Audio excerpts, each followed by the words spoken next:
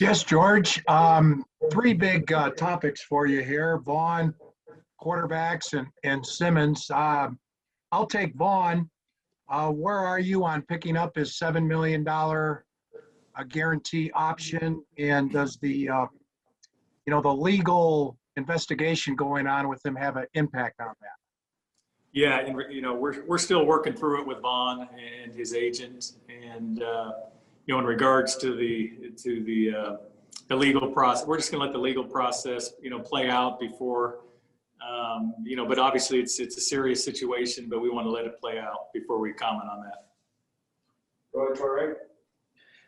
Good to see you, George. Regarding Justin Simmons, he would seem to espouse everything you've talked about in terms of a draft and development player and checking those boxes.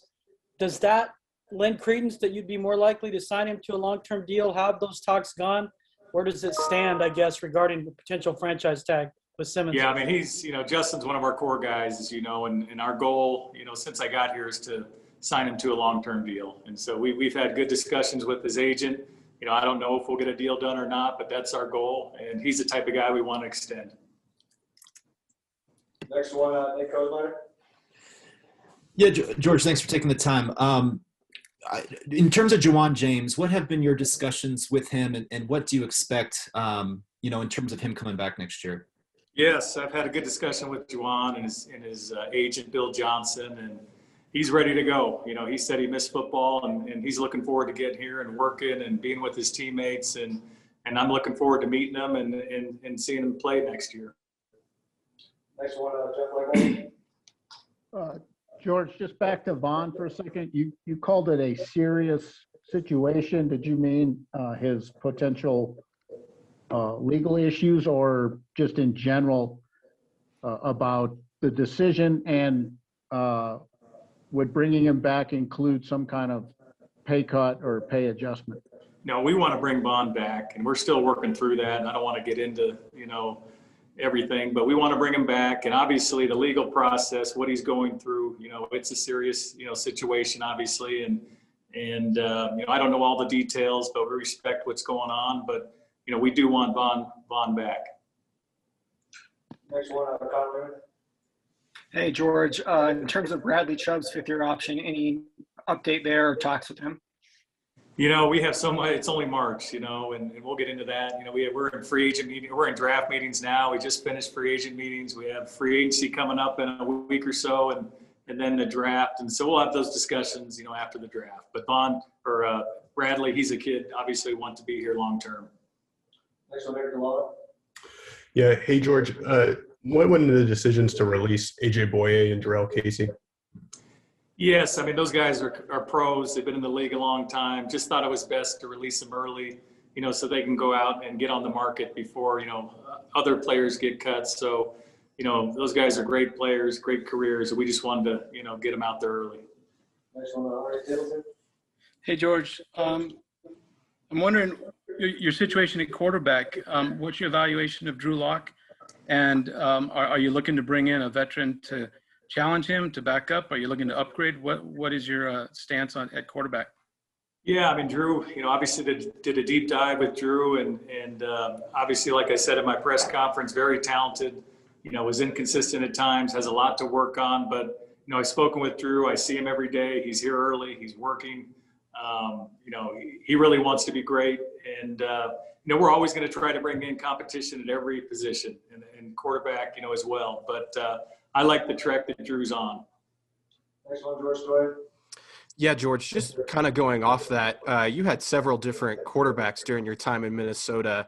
When you're evaluating a guy like Drew Lock or maybe even a rookie or going out and getting a veteran free agent, what is it? What traits, what analytics, what do you look at to complete those evaluations? I haven't even seen Drew. I haven't seen him live on the field. I've just seen the tape. So there's so much that goes into it, in evaluating the quarterback. I like to see him live. You like to see him in critical situations. You like to see the accuracy. How is he with his teammates? What's the leadership like? So I can't give you three things. There's so much involved in evaluating the quarterback. And so I look forward to evaluating Drew further, in person. But he does have all the traits you look for in a quarterback. Next one, Brandon Stahl. Yeah, George, how's it gone so far working with Vic? How's that day to day? Is he coming in saying, "Hey, I really want this guy back," or "Let's look at this guy"? Just how's it gone so far? It's gone great. I mean, Vic's been really good. We constant dialogue with Vic and his coaches. We did a deep dive into our team, and shoot, I went to Vic's office last night at 8:45. He's watching the college prospects. So we're like-minded. We both like to work. We like to talk football. He's got a great sense of humor. So it's been really good. And, it's been better than I anticipated. George, you prepared for this for a long time, but in the last couple of months, what, if anything, has surprised you about being a GM, maybe that you didn't expect coming into the job? I haven't been surprised. The biggest difference between my last role and this role is just all the things outside of football you have to deal with, and meeting with all the different departments and just, all the different meetings outside of football you have to be included in and sit in. And so that's the biggest difference. I don't think I've been surprised, because I was fortunate to be involved, with Rick Spielman and the Vikings, and they allowed me to do a lot of different things. Hey, George, I'm wondering what your assessment has been of Philip Lindsay now that you've had time to go back and watch the tape, and what your thoughts are and what you guys might do with him coming up. Yeah, we're still working through Philip. I think Philip's a good player, very passionate. Obviously had some injuries last year, but he's a good player. He brings energy. He brings juice. He's a restricted free agent. We do plan on tendering him. I'm not sure what level, but, we want Philip here. Next one, Mark Isla.